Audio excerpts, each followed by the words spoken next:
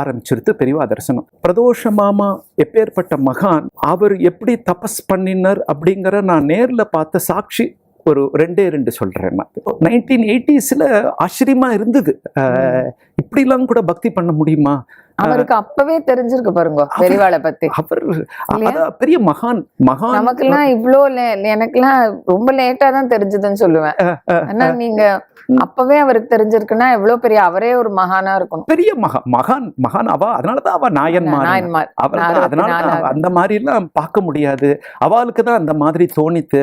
அவளுடைய பெரியவாளே தனக்குன்னு ஒருத்தரை நியமிச்சுனான்னா அது பிரதோஷ மாமா தான். தன்னுடைய காரியத்துக்காகவும் தன்னுடைய என்ன நினைக்கிறாளோ அதுக்கெல்லாம் பிரதோஷ மாமா தான் அவ வச்சுண்டாவா. நான் பிரதோஷ மாமாத்துல படுத்துட்டு இருக்கேன். யூஸ்வலா அருணாச்சலம் ரூம்னு சின்னதா இருக்கும், அங்கதான் மாமாவும் படுத்துப்பா, அவர் கூட படுத்துப்பார். நானும் படுத்துட்டு கொஞ்சம் 2 ரூம் தள்ளி இந்த சுவாமி கிட்ட படுத்துட்டு இருப்பேன். ஒரு மிட் நைட் ஒரு 1:30 2 o'clock இருக்கும். நான் மெதுவாக எழுந்து நான் wanted to go to rest room. அப்படி எழுந்து அப்படி பார்த்தா அங்கே பிரதோஷ மாமா ஒரு பெரியவா ஒரு தீபம் பிரஷ்னம் பண்ணிட்டு இருக்கா. அப்போ எனக்கு ஒரு வாட்சோ செல்ஃபோனோ ஒன்றும் கிடையாது. எனக்கு தெரியும், அப்படி பார்க்குறேன் ஒரு மிட் நைட்டு வந்துடுது, எல்லாம் அமைதியாக இருக்குது. இந்த சிவபுராணத்தில் ஒரு வாக்கியம் வரும் கடைசியில், நல்லிருளில் நட்டம் என்றாடும் நாதனே தில்லையில் கூத்தனே தென்பாண்டி நாட்டானே அப்படின்னு வரும். நான் எழுந்து பார்க்குறேன் பிரதோஷ மாமா கிட்டு நமஸ்காரம் இது பிரஷ்னம் பண்ணிட்டு இருக்கேன். நான் இப்படி எழுந்து அப்படியே பார்க்குறேன், மெதுவாக எழுந்துக்கிறேன். அப்புறம் நான் அப்படியே சைலண்ட்டாக ரெஸ்ட் ரூம் போயிட்டு வந்துட்டு அப்படியே உட்காந்துட்டு இருக்கேன். நான் படுத்துக்கிறதா திரும்பி என்னை தூக்கத்தை கண்டினியூ பண்ணுறதா அவரை பார்க்குறேன். படுத்துக்கூட நான் எழுப்புறேன், படுறா அப்படின்ட்டா. அண்ணா ராத்திரி ரொம்ப இதுவாக இருக்குண்ணா அப்படின்னு சொல்கிறேன். இப்போ நீ போய் படு அப்படின்ட்டான். தூக்கத்தை ஜெயிச்சவான்னா அவன் தான். இப்படியே இது 1:30-2 மணிக்கு அவர் பிரதர்ஷனம், அவர் 1000 பிரதர்ஷனம்லாம் சர்வசாதாரணமாக பண்ணுவார். 1000 2000 3000 அப்படின்னு சர்வசாதாரணமாக பண்ணிட்டு இருக்கக்கூடியவர்.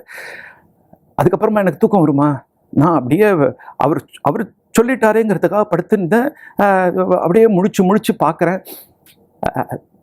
அப்புறம் எழுந்து பார்த்தேன், மணி 5:15 ஆகிடுது.